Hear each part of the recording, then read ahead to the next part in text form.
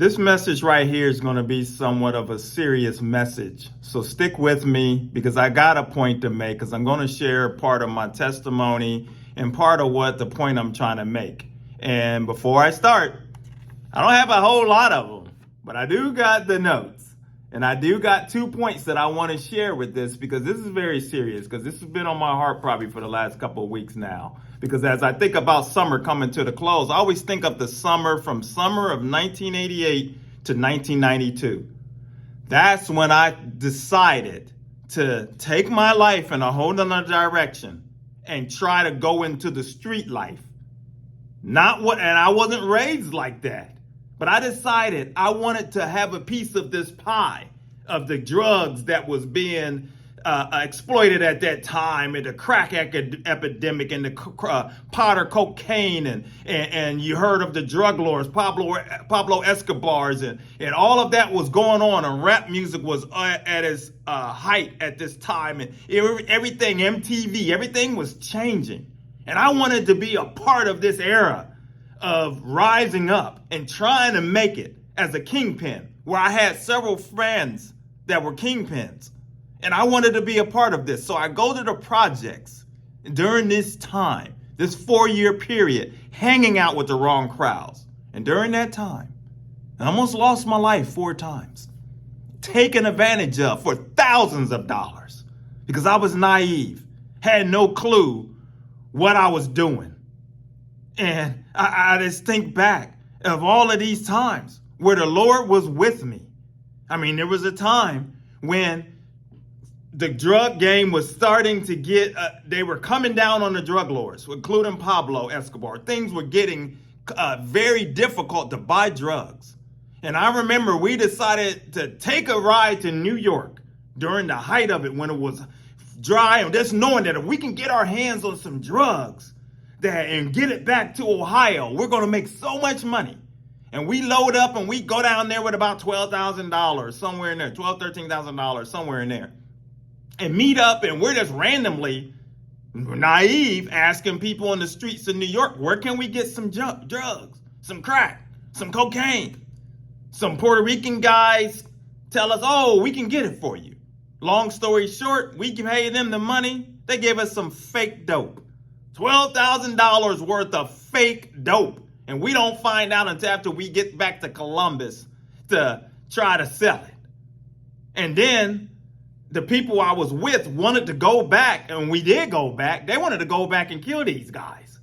And I was caught up in the middle, because they're telling me, you gonna punk out? What you gonna do? You gonna let them get away with that? So I had a mission. When we went back, I go to the high-rise apartment there in New York, and they want me to wait outside the door while they're going to go in and deal with these guys. And if anyone comes out, they told me to shoot. Here I am in the middle of this, scared to death. Thank God that did not happen. But here, so many incidents, me naive, being taken advantage of over and over again for bad drug deals, and not knowing the street, because the streets operate by a different set of rules. Didn't know. But you know why I'm making this message? Because what I was thinking about is how this young generation, because I was young. That's when I was in my early 20s. Young. And I'm thinking like this young generation right now, these ones that are involved in church or following YouTube preachers and whatever. A lot of them, they're young and naive. They don't know no better. A lot of them, they don't know. They don't understand the dangers of some of these people that they're following. They don't know. Just like I didn't know.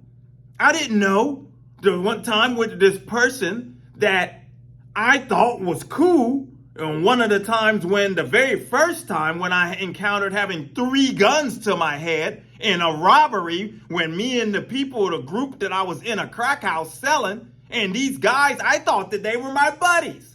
They come in because they were from New York. They were on a rampage, and I was getting word that they were going around robbing everybody in the city. And I was like, I don't have to worry about them. I know them. They're fine. No, they come to get me too. And I'm handcuffed with a 38 on one side of my head, a 9mm on this side, and a Uzi on this side of my head. And at that point, now I didn't know the Lord at that time. I might have told the story before. I don't remember if I told it on any of my videos. But I didn't know the Lord at that time. But I did know. I knew that he was there. I would pray to him from time to time. But you know what played a role? That's when rap music was a little different. You had different rap. You had positive rap music. You had, music that explained about self, the streets, even with the gangster rap. It was a message in there to make you aware. And I remember, for those of you that Ice-T, the actor, he had a song called High Rollers that was about the drug game. And him saying, if you're going to sell dope, you better watch your back if you want to be a high roller, telling you the dangers of that. And that was like one of my favorite songs. And I remember listening to that, and when that robbery incident happened to me, and I remember thinking in my mind, like, the first thing I said in my mind, oh my God, I should have listened to Ice-T. I should have listened. See, that's when the music had a positive influence.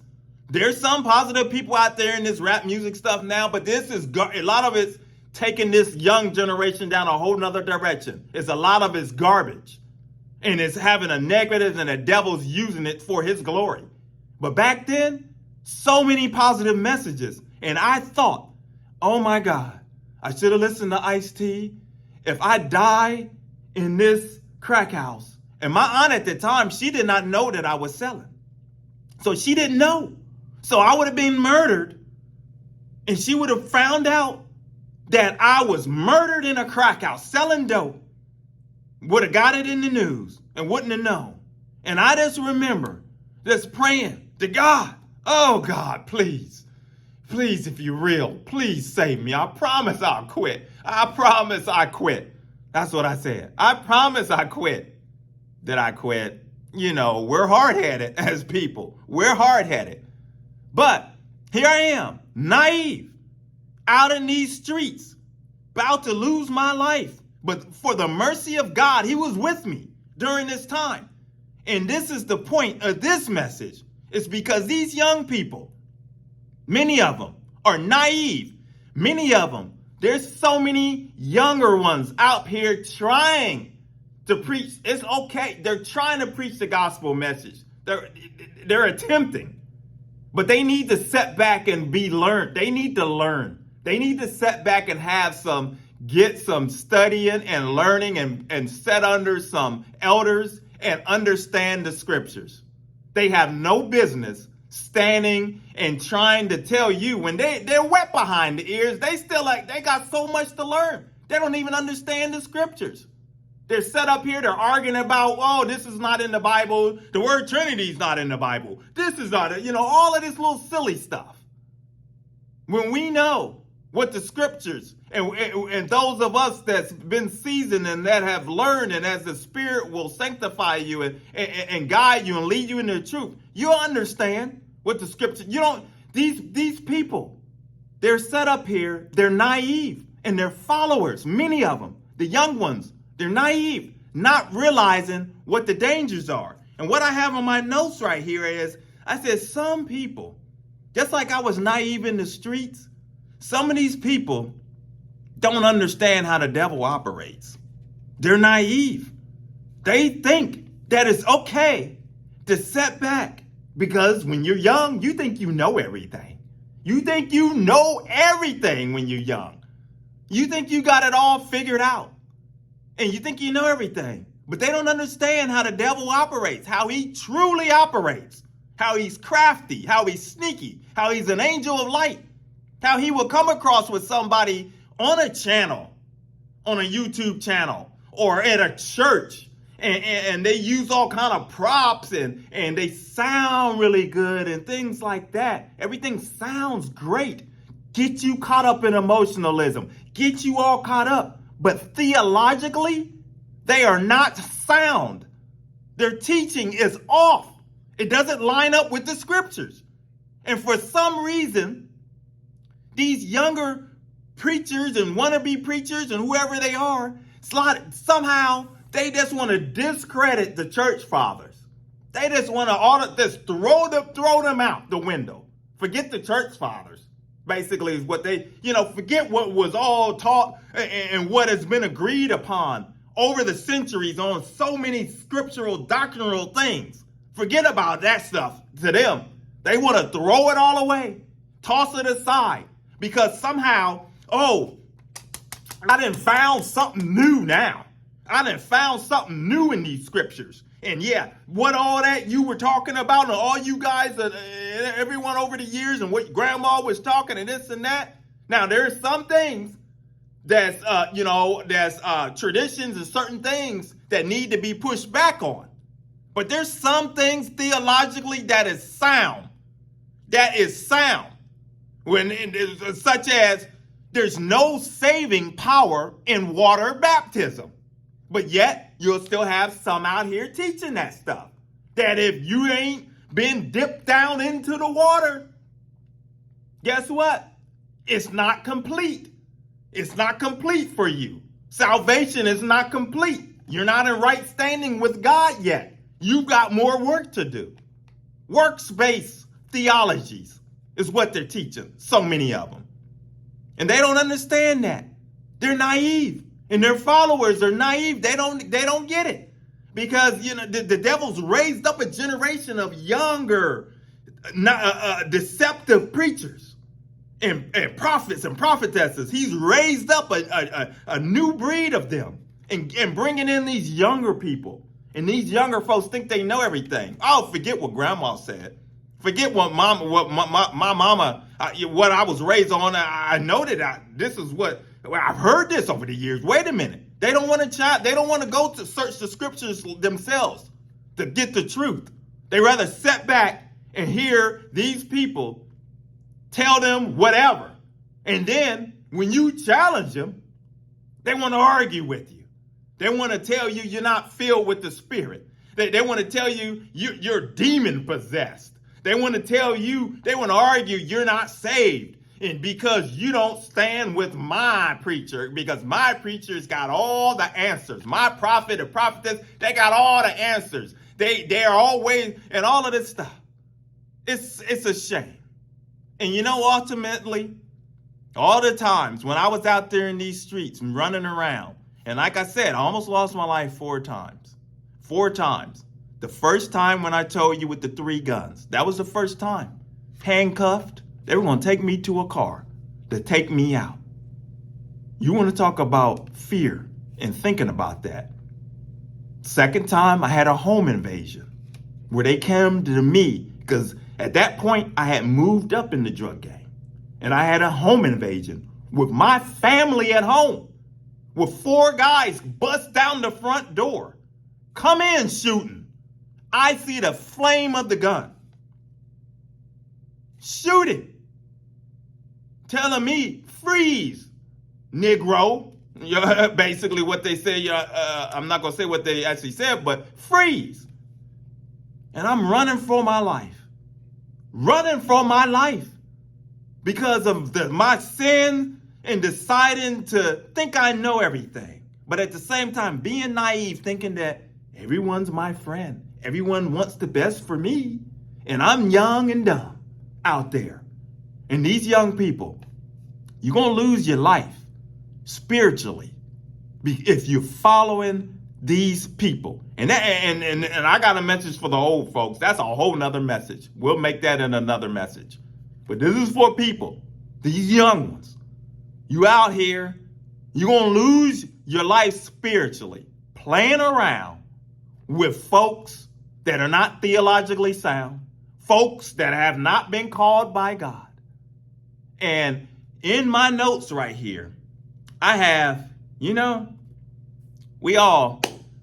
all of us, we go through life. We make appointments. Don't we make appointments? I mean, you got your dentist appointment. You got appointments with parent-teacher conference. You got appointments with whatever, doctors, boss. We always have to make appointments. And sometimes you can't make the appointment. You might need to cancel the appointment. You might need to cancel it. And sometimes You can't get there. But you know what? There's one appointment that everybody that's living on this entire earth, there's one appointment you won't miss. You know what that is?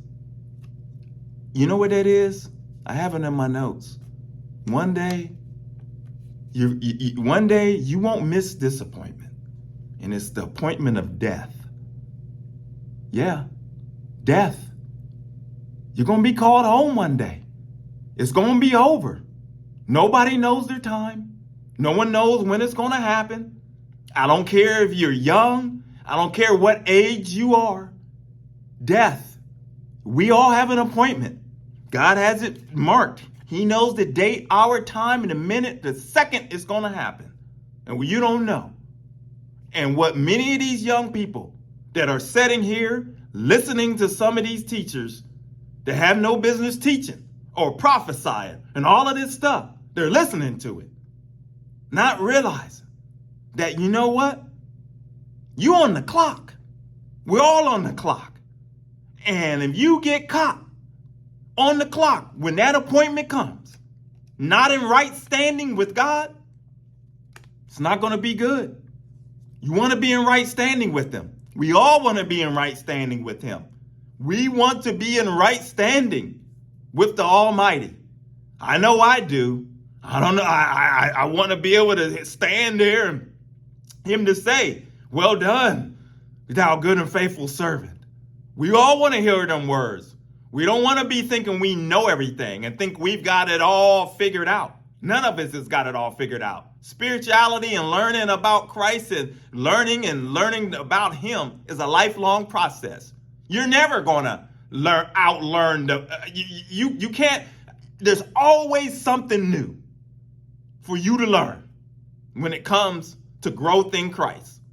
So let's continue to grow, continue to pray, continue to push back against those that are out here teaching nonsense, because they're out here. And you know we call it out on this channel. We talk about issues the church run away from, expose Satan and his devices.